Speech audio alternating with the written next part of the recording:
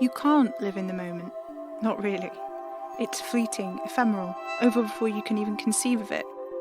So maybe you can live in the moment, as in physically, but you can't ever think in the moment. Only just after or just before. It's too brief, impossibly brief. That doesn't stop me from trying. Welcome back to Spirit Box Radio.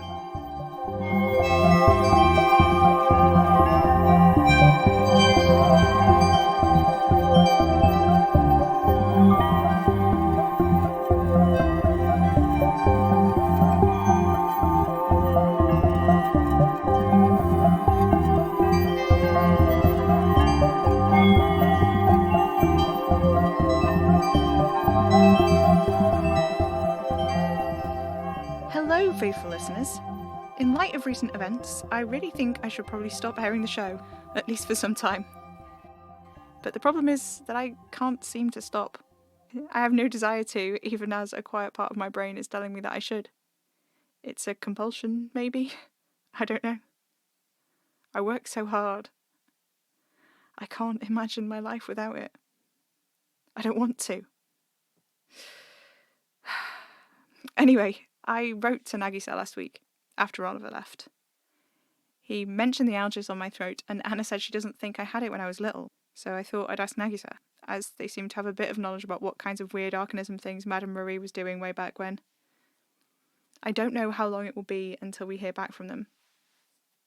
It sounds like it takes some time for them to be able to respond to anything, and, well, you know. It's all rather besides the point, I suppose. I shall press on. Never fear, faithful listeners. I'll not let my meagre spirits rob you of your enlightenment segment yet. I have an augury forecast for this week, faithful listeners.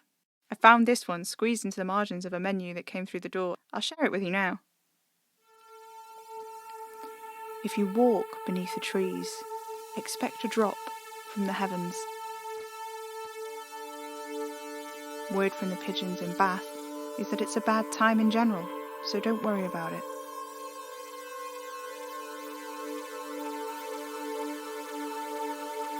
Dear Mr. Enfield. Please, call me Sam. Mr. Enfield was... well, I don't know if there ever has been one, to be honest. Anyway, just Sam will do. Hang on. Where did this letter come from? I was just reading off the menu and I turned the page because there was more augury forecasts on the next one, and there's a letter here.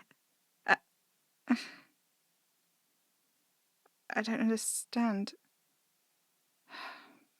Well, I may as well read it, I suppose. Okay, Dear Mr. Enfield, I'm not sure how to begin this. You know of my child, though I'm told you do not know as much about him as you rightly should.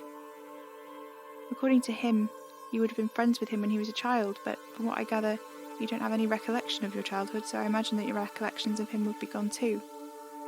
That is, if any of this is real.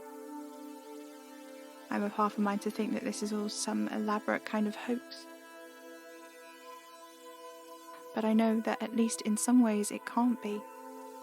Because I saw her, my Georgie, I saw her in my house.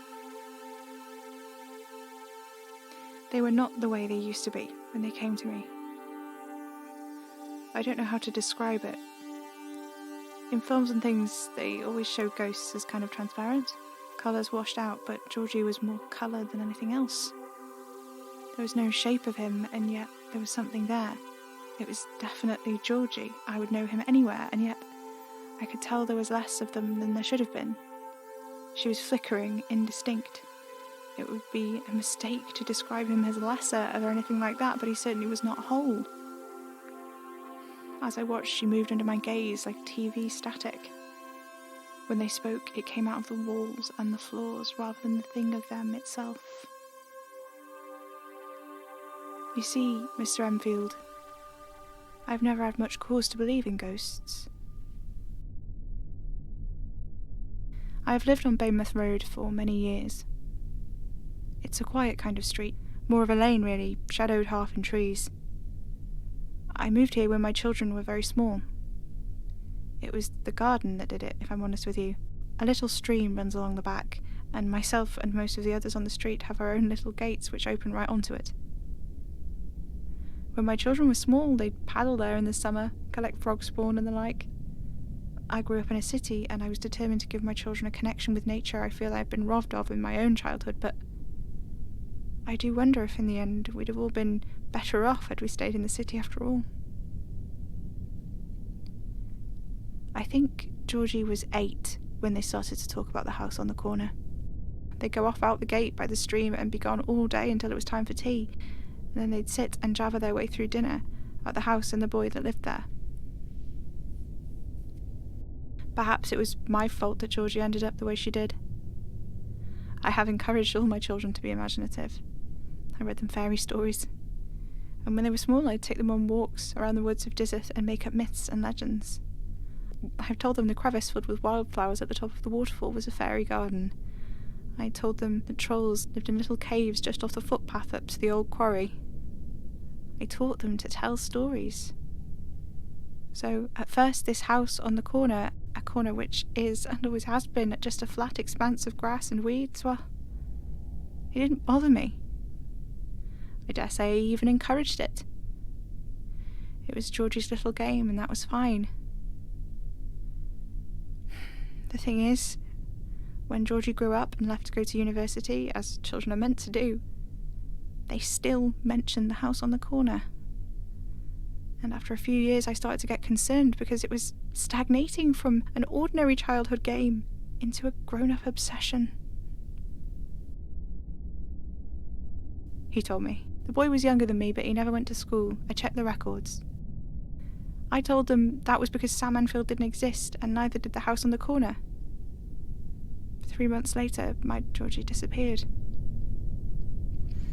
There was all this stuff online. People speculating, saying Georgie was involved in the occult, but then others, they were saying something else, arcanism. I don't know.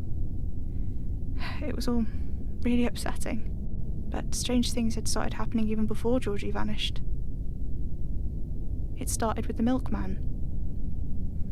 It was one of the best things about living in a village, that we got a milkman who would stop by every 3 or 4 days and leave fresh milk, juice and bread on the doorstep.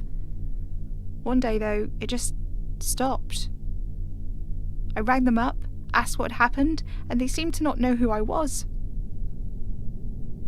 I went to the shop on the high street the next morning when I knew they'd be stopping in to stock the fridges, and they didn't recognise me then either, even though I've known them for years. Not until we actually started speaking did they recognise who I was. That autumn we didn't get the yellow pages or the phone book. The kids who did the paper round stopped coming down our road, and when I signed up to Amazon to do some shopping online, our address didn't come up when I put in the postcode, only the houses on Pandy Lane. It was like the whole of Baymouth Road had been erased. When Georgie went off to university, they struggled at first because they said they felt invisible. But within a couple of months I was ringing her up and asking why she hadn't called me. Georgie said he'd completely forgotten. He sounded afraid. She said she'd forgotten not just to call, but that I'd existed at all. I was hurt by that, naturally, but I assumed it was a natural part of them fleeing the nest. I don't know. Now I think I was writing off things I shouldn't have. But, maybe a year after Georgie disappeared. There he was, or maybe not. Both there and not there at the kitchen table, saying she'd seen her friend. I told them the house wasn't real, it wasn't real. And then she was gone.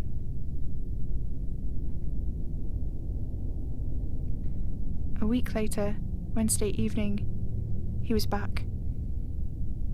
We had the same conversation, to the word. A week later the same, and again a week after that. And then I snapped. I saw them sitting there and I screamed bloody murder, telling them to snap out of it, but they wouldn't. They just kept on going and going like what I said didn't matter. And then I realised we weren't just having the same conversation. We were having the last conversation we had had before they disappeared. So I did what I did then. I pulled out the photo of him on the corner and I laid it in front of him on the tabletop and gasped because there was a house in the photograph. I turned from the thing that was maybe Georgie and maybe not, and I ran out of the front door, practically flying. And there it was, the house on the corner. The front door was ajar, a golden light pouring around its white edges. I stepped up the path. I saw her then, Georgie. He was standing on the floor by the radio. It was playing a show. The host, you said your name was Sam Enfield. Georgie turned and looked at me. Told me it was all real. I squeezed my eyes shut, and when I opened them again, I was standing on an empty plot of land, broken only by a pile of rubble, thick with weeds. I thought myself mad. I had pored obsessively over what Georgie had said once she disappeared, as though maybe he'd been abducted and there was something wrong, something I had to do to find him. I knew your name was Sam Enfield, that you were on the radio, but I had no idea about anything else other than my old wild speculations about drug lords and human trafficking. I looked up old high school records. I found an Ekaterina and an Anastasia Enfield registered at Georgie's school a few years above him, but no Sam. I asked a friend who worked at the local hospital for a favour, and she said there was a registered birth under the name of a Samael Apollo Enfield in November of 1998, with the father listed as unknowable, which makes you 5 years younger than my Georgie. And then I found out this show that you're hosting, about this arcanism thing. It connects up with everything Georgie had been saying on the message boards before they disappeared. And when I finally find your show, you're talking about her with some girl I've never heard of. I don't know what you want with my Georgie, but I beg of you, have mercy.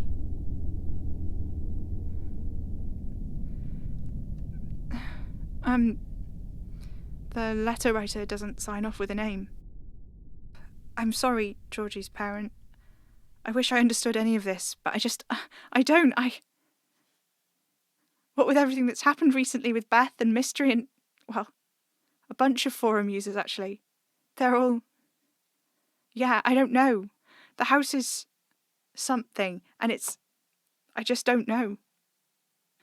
What I gather from Kitty and Anna is that it used to be a real house that was really there, and then after whatever happened the night before my 7th birthday when it collapsed, something has sometimes been there in its place. Not quite a house, but also not quite not a house. An impossible house. An artifact of the arcane. I know it changed when I woke up, when the forums were created too, and... Oh no. Georgie disappeared in 2015. That caller, Emily, that's what she said. That's 6 years ago. That's when I started to get little pieces of remembering before everything starts to come together around when I turn 18. Something. There's something. It's just out of reach. If I could just work it out. Message received at 6:06 a.m. I didn't ask you to play. What? 6666666. Hello, little bit. Straying close to the wire now, aren't we? It's them from before. It's me. You can hear me, but you're recording. Oh, I see. I can be a little more present, if you like. How? What? Always the wrong questions, little bit. What do you mean I'm close to the wire? Ooh, that's better. Certainly a more useful question to be asking. It will all be clear in time. You keep saying that. In time? What does that mean? It means that you will learn when it is right for you to learn, not before. So why come to me at all? To show you that you are not alone. Not alone? What do you mean? You are not alone. But I already know that. I have Anna and Kitty and... Well, I definitely have Kitty and Anna. And so much more. So much more... Wait, do you mean them? Georgie and Emily and Beth? And Mystery? The ones on the forums who say they are mine somehow? In time. Gods. Oliver, he said something about being forbidden. That there was a taboo he couldn't break. That there was only so much he could say. Is that what this is? Are you forbidden from talking too? Silly Samael. We cannot be bound. What does that mean? Who is we? Indifference, ignorance, and ingratitude? The deadly sins? Are you one of the major arcana too?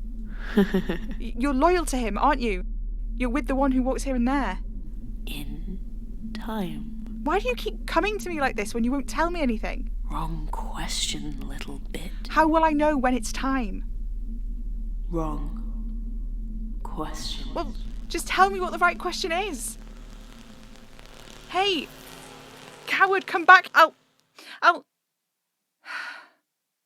what? Explode a light bulb at you, maybe? Ugh. What am I even saying? I hate this. I hate it so much. How is it I've learned so much, but I still feel like I know absolutely nothing? I need to get out of the house. I need some air. Thank you, faithful listeners. Thank you for tuning in. I bid you a restful night.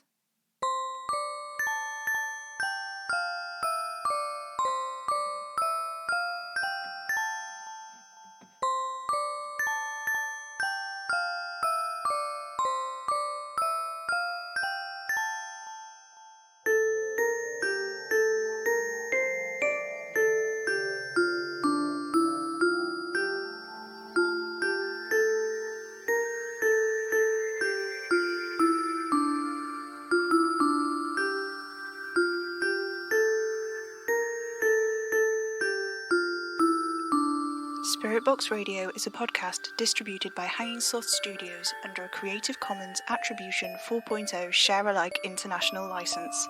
It was created by me, Pippin Ada Major, the voice of Sam Enfield. Billy Bray is the voice of Scourge. Music is by Maybe Wednesday. If you like the show, let us know on Twitter at Hanging Sloths or stop by our website hangingslothstudios.com. If you'd like to help us keep making Spirit Box Radio, you can send us a tip on ko-fi.com/hanging sloths or become a slothling on Patreon at patreon.com/hanging sloth studios, where you can get early access to episodes plus loads of other great rewards. You can buy merch in our coffee shop, links in the description. Spirit Box Radio is recorded in front of a dead studio audience.